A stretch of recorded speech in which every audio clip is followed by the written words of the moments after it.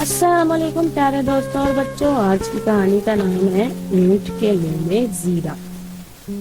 شوکت بڑی محنت سے لیڈیز بیگ بناتا اور پھر تیار کیے ہوئے بیگ دکانداروں کو دیا۔ شوکت نے بیگ بنانے کے لیے اپنے پاس کچھ کاریگر بھی رکھے ہوئے تھے جو اس کے ساتھ مل کر یہ بیگ تیار کرتے اور ہر ہفتے یہ لیڈیز پرس دکانوں پر دے آتے۔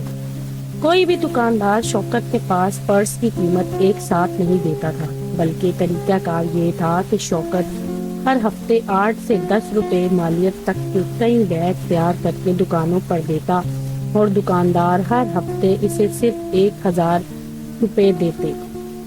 یہ 1000 روپے تو کاریگروں کو دینے میں بھی کم پڑتے۔ شوکت مزید رقم بینک سے نکلواتا اور یوں کاریگروں کی اجرت کے پیسے پورے کرتا۔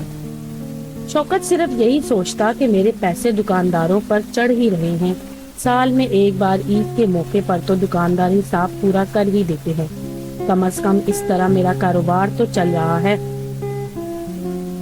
شوکت کا کام اسی طرح چلتا رہا اور اب تو دکانداروں پر کئی ہزار روپے ہو گئے تھے اور شوکت کو صرف 1000 روپے ملتا رہا۔ ایک دن شوکت نے اپنے دوست سے تذکرہ کرتے ہوئے کہا، یار میرا بزنس بھی عجیب ہے، ادھار پر مال دیے جاؤ ہزاروں روپے کا اور مجھے ملتا ہے صرف 1000 روپیہ ہفتہ۔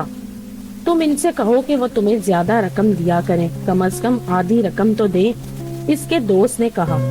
میں نے کہا ٹھیک ہے ایک بار، مگر دکاندار کہتے ہیں کہ ہم تو اسی طرح کاروبار کرتے ہیں، اگر بیگ دینا ہے تو دو ورنہ دوسرے بہت ہیں دینے والے۔